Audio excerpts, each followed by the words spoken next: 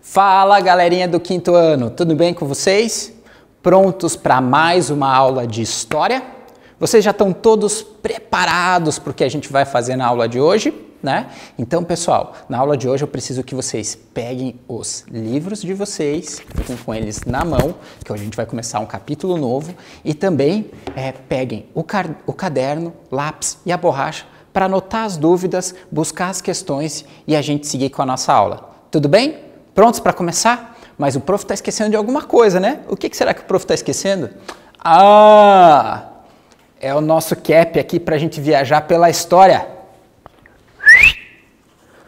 Prof já está com o cap prontinho para embarcar e viajar com vocês aqui para mais uma aulinha de história. Preparados? Vamos lá? Bom, galerinha, a aula de hoje, então, a gente vai começar um assunto diferente, né? A gente já tratou um pouco nas últimas aulas sobre a história dos direitos humanos e na aula de hoje a gente vai entrar num capítulo novo, que são os direitos políticos no Brasil republicano. Mas antes disso, nós vamos ter a nossa sessão, o nosso momento Recordando, onde a gente vai ver aquelas duas atividades que ficaram para vocês fazerem em casa, tá bom? E por fim, claro, algumas atividadezinhas para vocês fazerem na próxima aula, tá bom? Vamos começar? Então, pessoal, a atividade nossa aqui do Recordando.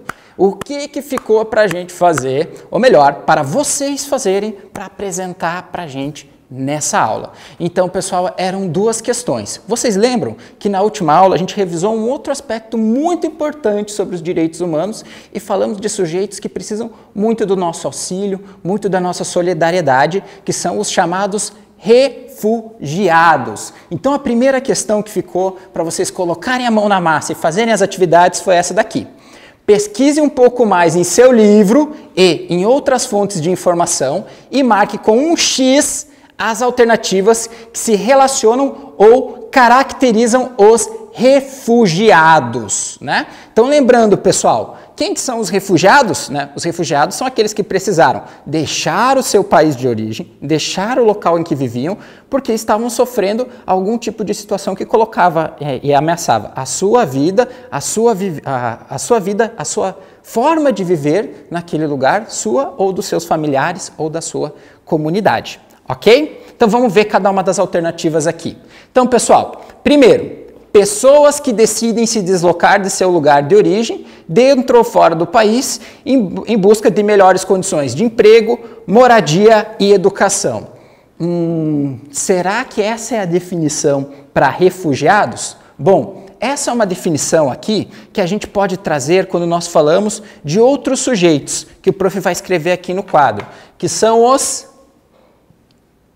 migrantes.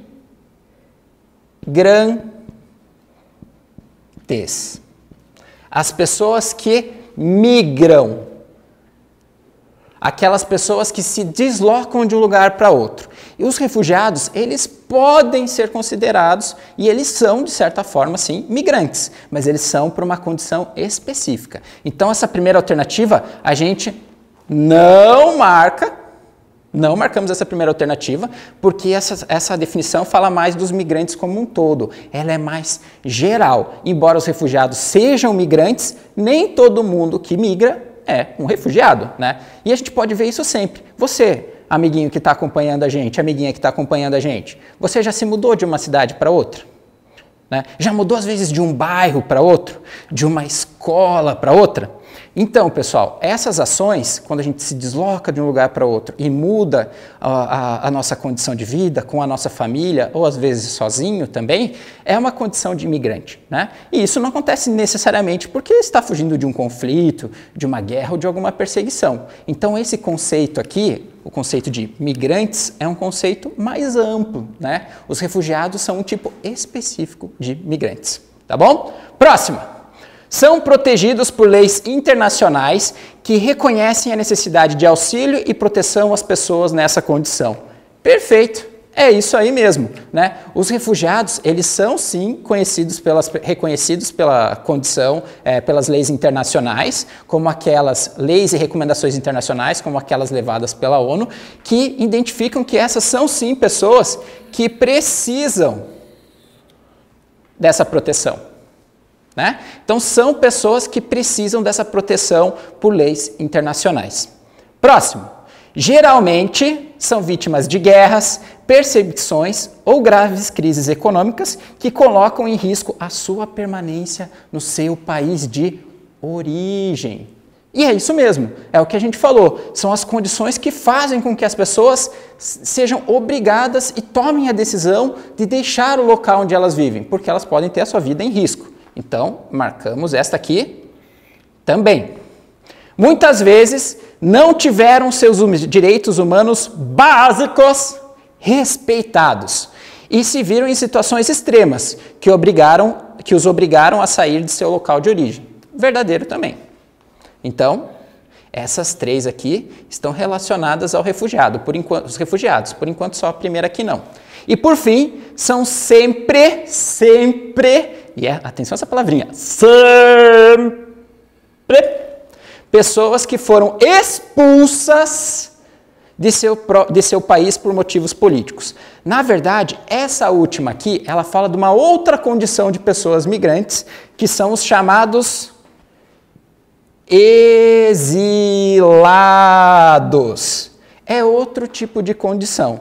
Então, ela não se aplica... Às vezes, os exilados podem ser pessoas que buscam e também, às vezes, precisam de proteção. Mas não é exatamente a mesma condição dos refugiados. É um conceito um pouquinho diferente. E lembrando aqui, ó, que aqui a gente pode ver. Se aqui a gente está falando que pode ser por situações de conflito, né? Cadê aqui, ó? Situações de guerras, de perseguições, de graves crises econômicas, e às vezes nem sempre essas pessoas vão sair por um motivo político. E muitas vezes elas não são expulsas, elas tomam a iniciativa porque é uma situação de preservar a sua própria vida. Tá bom? Certinho, pessoal? Vamos conferir o nosso gabarito, então? Vamos ver aqui o gabarito? Se a gente acertou, não acertou, se é isso mesmo, prof, se não é, será que é, será que não é? Vamos dar uma olhadinha aqui. É isso aí, pessoal. São essas três alternativas que a gente marcou aqui, que são as corretas. Você chegou na mesma conclusão que a gente aqui na aula? Ficou com dúvida alguma coisa? Qualquer coisa, comente com a gente para ver se a gente pode te ajudar, tá bom? Vamos para frente. Segunda questão. A segunda questão era o para aprender brincando. Ou seja, vocês tinham esse parágrafo aqui, que foi extraído de um dos sites de uma das organizações das Nações Unidas para a proteção dos refugiados, que traz alguns conceitos, tá? Então eles falavam, tananana, são pessoas que estão fora de seus países de origem por fundados temores de perseguição, tananana, violência, ou outras circunstâncias que perturbam seriamente a ordem pública e que, como resultado, precisam de proteção internacional. Então, claro, pessoal, que a gente está falando dos refugiados aqui, né? As situações enfrentadas são frequentemente tão perigosas e intoleráveis que essas pessoas decidem cruzar as nacionais para buscar alguma coisa também em outros países, sendo internacionalmente, vamos rebobinar aqui, internacionalmente reconhecidos como refugiados e passando a ter acesso a dos países e de outras organizações relevantes. Eles são assim reconhecidos por ser extremamente retornar a seus países e portanto, precisam de refúgio em outro lugar. Essas são pessoas às quais a recusa de refúgio pode ter consequências fatais à sua Para achar os tananãs, que vão completar cada um dos espaços, vocês tinham esse espacinho aqui, ó, que era o nosso caça-palavras. E nesse caça-palavras a gente tinha essas palavrinhas escondidas. Será que vocês encontraram? Vamos ver onde elas estavam? Então elas estavam aqui, ó, pessoal. Temos todas elas marcadinhas aqui. Então nós tínhamos lá vida, conflitos, perigosos, refugiados, assistência, origem, fronteiras e segurança. Essas eram as palavrinhas para completar. Vamos ver como é que ficou, então? A frase agora, o parágrafo completinho com as palavras que vocês encontraram? Então, eles ficaram assim. Refugiados são as pessoas que estão fora de seu país de origem por fundados temores de perseguição, conflito, violência ou outras circunstâncias que perturbam seriamente a ordem pública e que, como resultado, necessitam de proteção internacional. As situações enfrentadas são frequentemente tão perigosas e intoleráveis que essas pessoas decidem cruzar o quê? As fronteiras, né, nacionais para buscar segurança em outros países, sendo internacionalmente reconhecidos como refugiados e passando a ter acesso à assistência dos países e de outras organizações relevantes. Eles são, assim, reconhecidos por ser extremamente perigoso retornar a seus países de origem e, portanto, precisam de refúgio em outro lugar. Essas pessoas, veja só, essa última parte é super importante, essas pessoas às quais a recusa de refúgio pode ter consequências fatais à sua vida. Ou seja, os refugiados, eles precisam de auxílio porque eles simplesmente não têm para onde voltar. Voltar para casa é extremamente perigoso, pode ser fatal, eles podem até acabar perdendo a vida num conflito, já perderam os bens materiais, já perderam as suas casas, os seus empregos e precisam de solidariedade. Tá bom? Beleza, galerinha? Completamos a nossa tarefa? E para a aula de hoje, nós vamos entrar num assunto novo, que é o capítulo 3 do livro de vocês, onde nós vamos começar a falar sobre os direitos políticos no Brasil republicano, ou seja, no Brasil enquanto uma república, quando passou a ter a questão da eleição para o chefe do executivo, o presidente. Então, depois lá do golpe de Estado, do processo que levou à formação da república, em 1889, que vocês viram lá no primeiro capítulo, e falar um pouquinho mais dos direitos políticos no Brasil. Vamos lá? Para isso a gente vai dar uma olhadinha no nosso livro digital aqui. Então, pessoal, falando um pouquinho e abrindo lá na página 242 do livro de vocês, que é essa paginazinha aqui.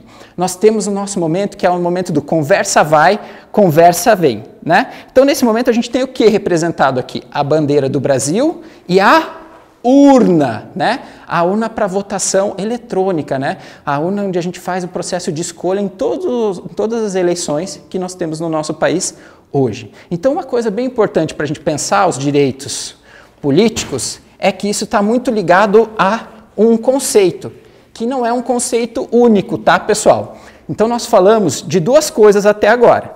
Nós falamos já de direitos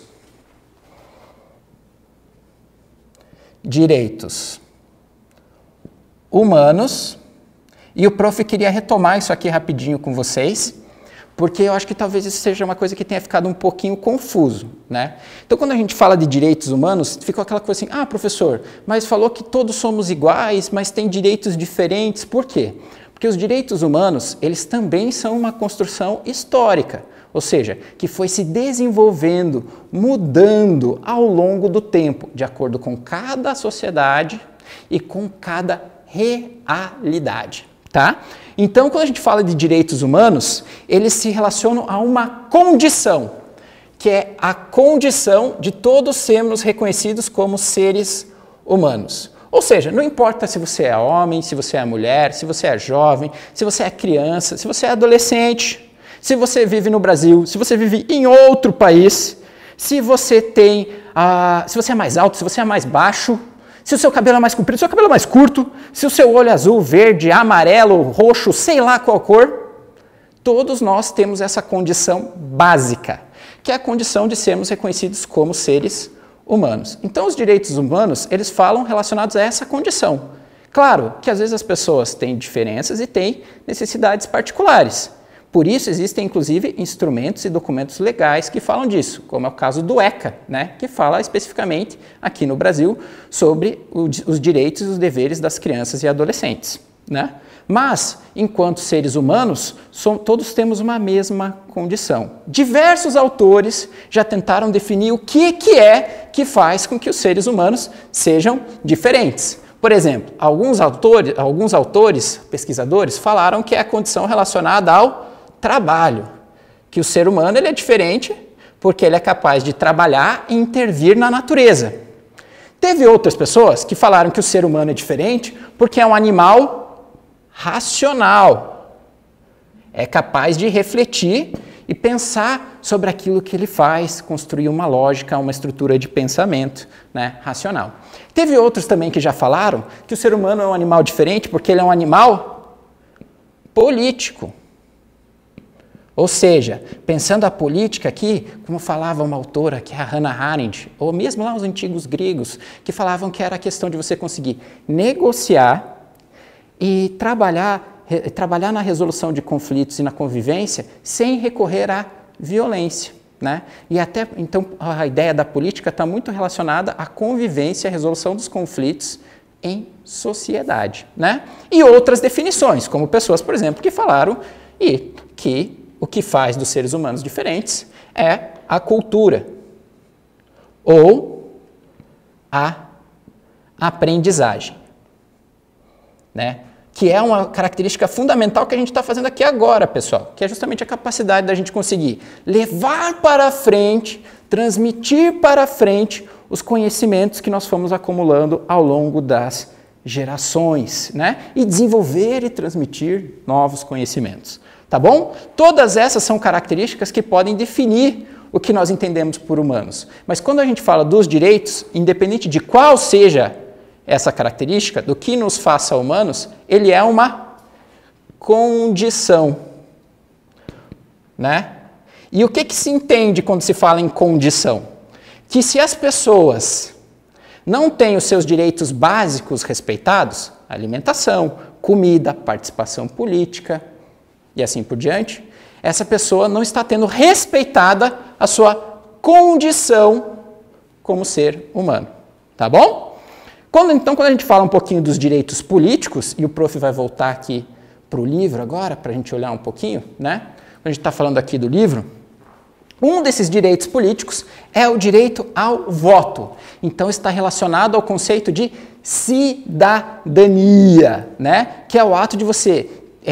E lembrando que esse conceito de cidadania, nós já vimos nas últimas aulas, ele é um conceito que varia de país para país, de lugar para lugar. Está de acordo com as leis, com as normas que regem cada um dos lugares, né? Então, quando a gente fala aqui no Brasil, um dos direitos políticos garantidos hoje é o voto e as eleições diretas. E o voto é tanto um direito como uma obrigação, né? Porque as pessoas precisam votar e quando elas não votam, elas precisam justificar por que elas não votaram. Tá legal? Então, seguindo aqui um pouquinho na nossa aula, a gente falando aqui um pouquinho dos direitos políticos no Brasil. O prof vai só ajeitar um pouquinho mais aqui a tela, tá? Né? Então, os direitos políticos aqui no Brasil. Nesse capítulo, você vai conhecer os direitos políticos dos cidadãos brasileiros. Você já conhece o que são direitos humanos? Lembramos ali um pouquinho. Entre esses direitos estão os direitos políticos. Além do direito ao voto, quais outros direitos são necessários para o exercício da cidadania?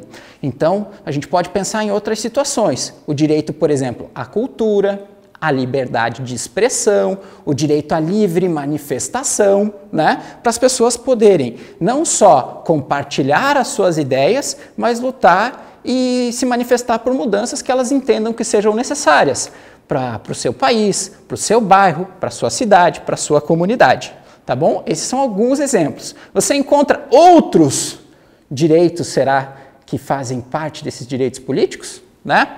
E a gente pode ver aqui na nossa parte do Conversa Vem, que já vai ficar com uma atividade para casa para vocês, que diz: os direitos políticos dos cidadãos brasileiros são assegurados pela Constituição Federal, que é o documento, é a nossa maior legislação, às vezes até chamado de Carta Magna, né? Que traz e define as principais leis, regras, normas de convivência para a gente aqui no Brasil, estabelecendo direitos e deveres políticos, sociais, jurídicos, de diversas formas, tá bom? E o seguinte, nesse documento são explicadas formas como os cidadãos podem manifestar a soberania popular. E aí o que é a ideia de soberania popular? É que a vontade coletiva do povo brasileiro, ela deve se sobressair, né? O que você acha que isso significa? Então, com as suas palavras, vocês vão pesquisar e vão responder para a gente na próxima aula o que significa soberania popular. Tá legal? Né? E aqui, pessoal, falando um pouquinho do conceito de cidadania. Então, a cidadania existe quando cumprimos nossos deveres e temos nossos direitos garantidos. Por exemplo, na Constituição, por exemplo, o direito ao voto, a liberdade de expressão, a livre manifestação, o direito à educação, né? Por exemplo. Porém, o exercício da cidadania não é igual em todos os países. E importante, não é igual ao longo da história, né? Aqui no Brasil mesmo, vocês sabiam que a Constituição que nós temos hoje, que é a Constituição de 1988, é a 7ª Constituição brasileira?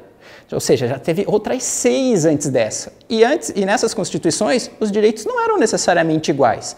Nem todo mundo era considerado como cidadão e nem todo mundo tinha os mesmos direitos políticos. Por exemplo, as mulheres, antes de 1932, não tinham direito a voto. Ou seja, não tinham os mesmos direitos políticos que os homens. Assim como, por exemplo, outras constituições permitiam o trabalho infantil ou proibiam o voto das pessoas analfabetas, que eram a maior parte da população. Então, esses direitos foram mudando ao longo do tempo. E cada constituição foi se adequando àquele momento histórico, ao contexto de vida das pessoas e às necessidades das pessoas. Ok? Né? Então, pessoal, por isso a cidadania ela não é igual e ela varia de país para país e também varia ao longo da história. Essa combinação de direitos e deveres, e essa parte é fundamental quando a gente fala direitos e deveres. Então nós falamos de uma combinação de direitos, que é aquilo que nós temos o direito assegurado como uma garantia de segurança, de dignidade, mas também os deveres, porque nós vivemos em uma sociedade. Então, a cidadania ela é composta pelas duas coisas, os direitos e deveres. Por exemplo, você em casa, quando a gente pensa lá no seu trabalho na escola, você tem alguns direitos? Claro que tem. Tem o direito à aula, à educação, tem direito a tirar suas dúvidas, a consultar o professor, mas você também tem vários deveres. Deveres de fazer as tarefas, de respeitar os colegas, de respeitar o professor, as normas da escola, né? E tudo isso compõe um conjunto de direitos e deveres na sua escola. Na sociedade não é diferente, tá? E que garante uma vida cidadã para todos, né? Mais um pouquinho na sequência aqui do livro, a gente vai falar de alguns outros movimentos que a gente retoma na próxima aula, mas eu vou deixar para vocês agora 2 atividades de casa, tá bom? Vamos voltar lá para os nossos slides. Então aqui, pessoal, nos nossos slides, né, das nossas atividades de casa, nós vamos deixar aqui, então, algumas tarefinhas, né? Então, para vocês, pessoal, para vocês fazerem em casa, retomem as páginas de abertura do capítulo, a seção Conversa Vai, Conversa Vem, e respondam aquela pergunta sobre a cidadania que a gente falou agora há pouco, lá da página 243, tá bom? Depois disso, eu quero que vocês deem uma olhadinha na seção Com a Lupa na Mão, que vai falar de um momento muito importante, que foi quando o Brasil recuperou o direito a voto e as eleições diretas para presidente, tá? Que fica lá nas páginas 244 e 245. E para você, coleguinha, que está acompanhando a nossa aula, mas não está com o nosso material, eu também deixei preparado uma atividadezinha para você. Achou que ia ser moleza, achou que ia escapar dessa, achou que não ia estudar, mas vamos todo mundo estudar assim, que é essa atividade aqui. Então a gente acabou de falar um pouquinho das constituições. Então é o seguinte, nas últimas aulas, verificamos que a Constituição é o principal documento sobre os direitos e deveres em nosso país. Comentamos também que o Brasil já teve 7 constituições diferentes ao longo da sua história. Pesquise um pouco mais sobre cada uma delas e relacione as colunas a seguir. Então, nós separamos aqui todas as constituições e de quando elas foram, de 1824, ou seja, lá no começo do século XIX, quando o Brasil se tornou independente, né, até a nossa Constituição atual, que é de 1988. E aqui nós temos várias alternativas, várias informações aqui, cada uma delas falando de uma dessas constituições. E vocês vão relacionar. Se vocês acham que é da Constituição de 24, de 1891, de 34, e colocar em cada uma das alternativas. Cada uma delas vai trazer algumas das diferenças e das características da Constituição naquele momento. Tá legal? Belezinha, galera? Obrigado por acompanhar mais uma aula de história com a gente e até a próxima.